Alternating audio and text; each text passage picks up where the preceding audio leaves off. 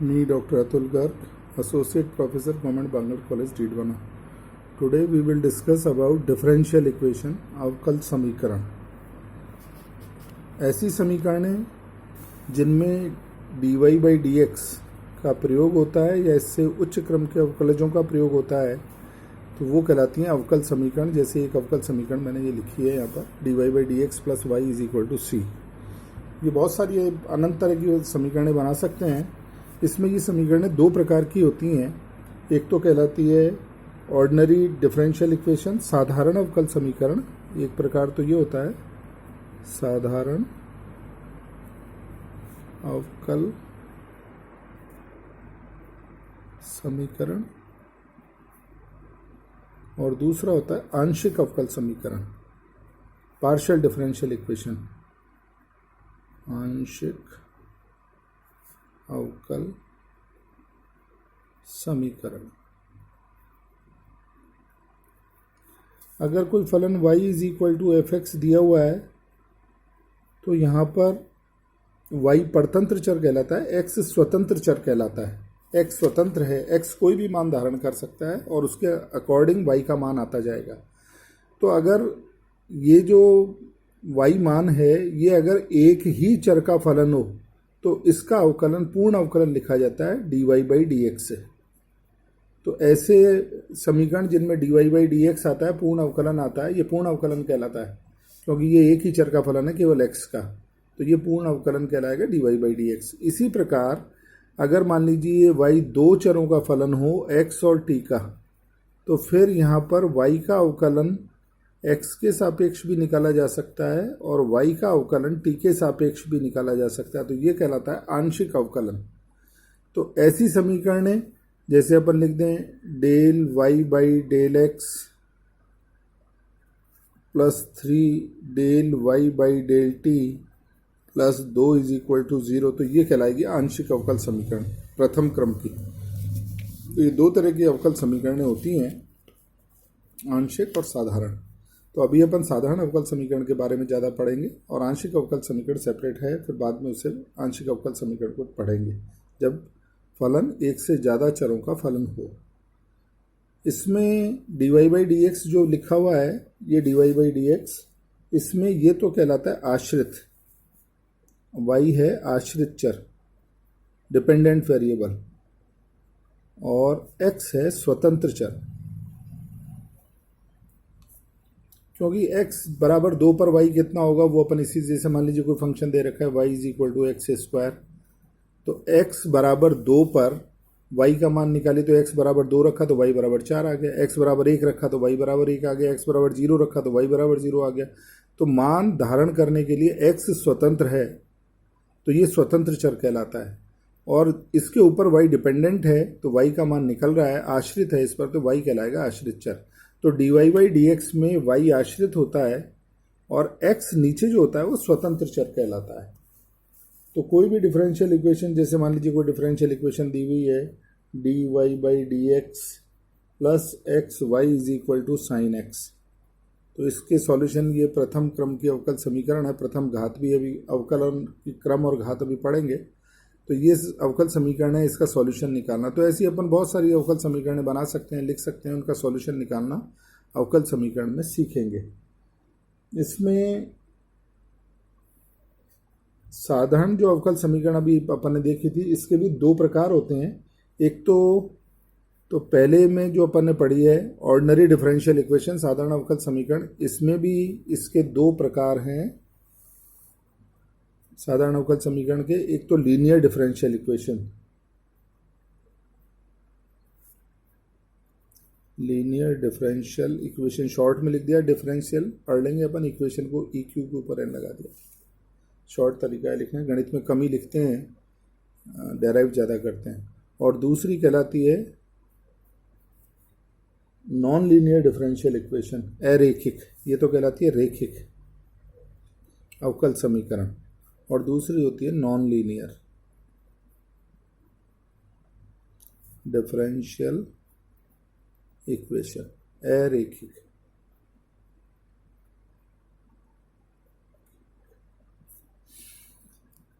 यदि किसी समीकरण में जो आश्रित चर y है इसका गुणा न हो रहा हो, जैसे यहाँ एक तो dy बाई डी एक्स आ रहा है, एक y आ रहा है, आगे हो सकता है d2y by d x square भी आए, उनके सबके गुणांक अचर या x हों तब तो ये कहलाती है लीनियर डिफरेंशियल इक्वेशन, रेखिक अवकल समीकरण।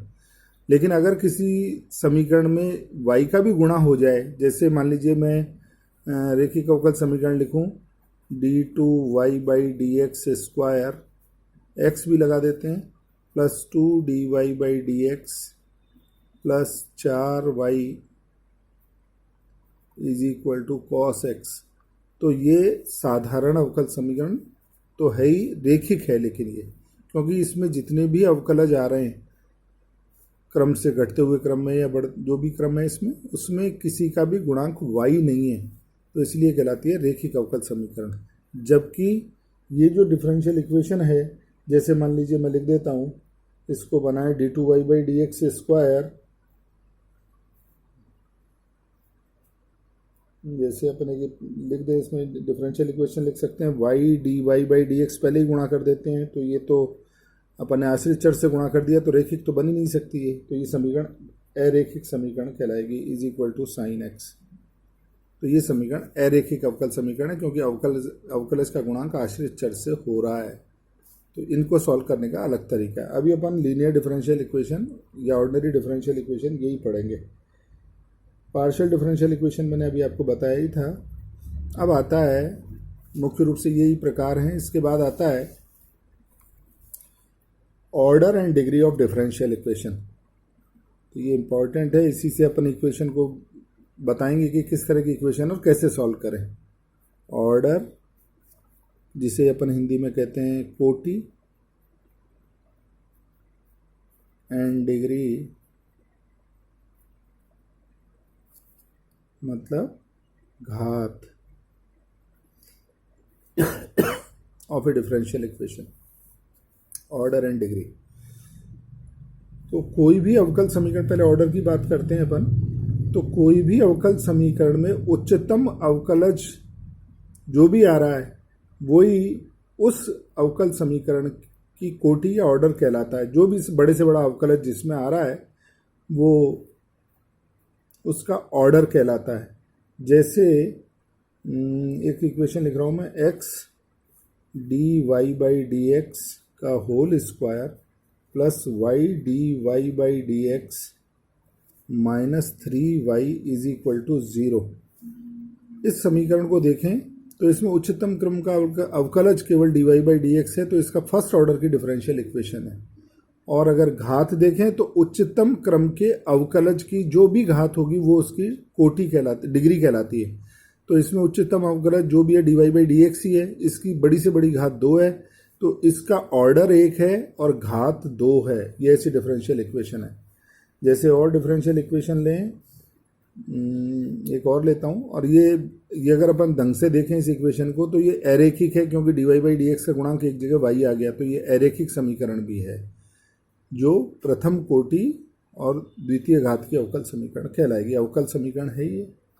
तो जैसे एक और इक्वेशन लिखता हूँ, y d2y by d x square plus x square dy by d x plus 2y is equal to e की पावर x। तो इसमें उच्चतम क्रम का अवकलज d2y by d x square है, इसलिए सेकंड ऑर्डर की डिफरेंशियल इक्वेशन कहलाएगी। 2 कोटि की अवकल समीकरण है और उच्चतम क्रम का अवकलज d2y by d x square है, इसकी घात 1 ही है, इसलिए ये एक घात की अवकल समीकरण है। तो सेकंड ऑर्डर फर्स्ट डिग्री की डिफरेंशियल इक्वेशन ये कहलाएगी। अब इसमें जो घात निकालते हैं, इसमें अगर घात परिमेय संख्या है तो उसका परिमेयीकरण अपन करेंगे, उसके बाद ही घात बताएंगे। जैसे एक मैं डिफरेंशियल इक्वेशन और बताऊं आपको, d2y by d x square plus, मान लीजिए ये ब्रैकेट में ये दे रखा है dy बाई डी एक्स का whole square raise to the power 1/2 is equal to 0। तो पहले तो ये सेकंड ऑर्डर की डिफरेंशियल इक्वेशन है, और सेकंड ऑर्डर पे यहाँ पर चूंकि 1/2 घात लग रही है, तो पहले इसको परिमेयीकरण करें। इसको पहले अपन ठीक करें, तो उसके बाद ही इसकी अपन घात बता पाएंगे कि क्या है। तो रेडिकल से इसको फ्री करें पहले। तो देखिए इसको स्क्वायर करते हैं अगर इस इक्वेशन का, तो ये जो घात 1/2 में या मान लीजिए 3/2 थी, तो इसकी पहले घात ठीक करें। तो पूरी इक्वेशन में अपन वर्क करके देखें तो ये हो गए d2y/dx²। परिमेय करने पर ये आ जाएगी, घात इसकी 2 हो जाएगी, प्लस होल स्क्वायर करेंगे तो a² + b² + 2ab आएगा, तो वो आगे अपन लिख सकते हैं। तो ये यहाँ से इसकी घात 1 ही हो जाएगी बराबर 0। तो अब देखें ये सेकंड ऑर्डर हो गया और उच्चतम क्रम के अवकलज की घात भी 2 हो गई। तो ये इसकी ऑर्डर भी 2 है और घात भी 2 है। सेकंड ऑर्डर सेकंड डिग्री की डिफरेंशियल इक्वेशन बन गई इस 1/2 के कारण। तो ये थोड़ा ध्यान देना पड़ता है। ऐसा नहीं है कि सेकंड ऑर्डर कह दें और डिग्री 1 कह दें, क्योंकि यहाँ पर घात 1/2 लग रही है। अगर ये 1/2 नहीं होती तो सेकंड ऑर्डर फर्स्ट डिग्री की डिफरेंशियल इक्वेशन थी, साधारण अवकल समीकरण थी और रेखिक भी थी, क्योंकि इनके अवकलजों के साथ y का कोई गुणा नहीं हो रहा था, इसलिए ये समीकरण इस प्रकार की थी। तो इस तरह से अपन निकाल लेंगे कि इसके ऑर्डर और डिग्री क्या है। इसके बाद अवकल समीकरण एक्चुअली आई कहाँ से, ये भी अपन देख सकते हैं आसानी से, कैसे बनती कैसे हैं। जैसे मान लीजिए एक मैं फलन ले रहा हूँ y = e⁻3x, और मान लीजिए इसके मैं कांस्टेंट भी 2 लगा देता हूँ। तो अब अपन इसका अवकलन अगर निकालना चाहें, डिफरेंशिएट करें, तो dy/dx का मान आएगा 6e⁻3x। तो ये बन गया 6 को तो लिख देते हैं, 3 लिख देता हूँ और बाकी को लिख देता हूँ 2e⁻3x एज इट इज़ लिख देते हैं। तो ये हो गया 3 × y। तो ये dy/dx की वैल्यू आ गई। तो अगर ठीक तरह से लिखें तो dy/dx - 3y = 0 एक इक्वेशन बन गई। ये कहलाती है डिफरेंशियल इक्वेशन, जो अपन ने इस फंक्शन से बनाई है ना, इस फंक्शन से। तो ये कहलाती है अवकल समीकरण का निर्माण। कोई भी फंक्शन लिया, उसके 1 बार 2 बार 3 बार अवकलन करके उनको ठीक तरह से अरेंज कर दें, तो ये कहलाती है डिफरेंशियल इक्वेशन, अवकल समीकरण। इस समीकरण का हल निकालेंगे तो वो यही निकलेगा, ये इसका हल है। तो अपन ने हल से समीकरण बनाई है, तो इन समीकरणों का हल इसी प्रकार इस तरह के रूप में x और y का फलन आएगा, जिसको अपने को निकालना होता है, जिसमें कोई अवकलज नहीं आ रहा। तो ये इसका सॉल्यूशन कहलाता है। तो डिफरेंशियल इक्वेशन किसे कहते हैं, इसका सॉल्यूशन कैसे निकालते हैं, वो अपन सॉल्यूशन निकालना आगे सीखेंगे। अब इसमें इसके हल कौन कौन से हैं, सॉल्यूशंस, अवकल समीकरण के हल, ये अपन देखते हैं। सॉल्यूशन, शॉर्ट में सॉल्यूशन को इस तरह से लिख देते हैं। तो 3 प्रकार के हल आते हैं इसमें। एक तो होता है जनरल सॉल्यूशन, दूसरा होता है पर्टिकुलर सॉल्यूशन,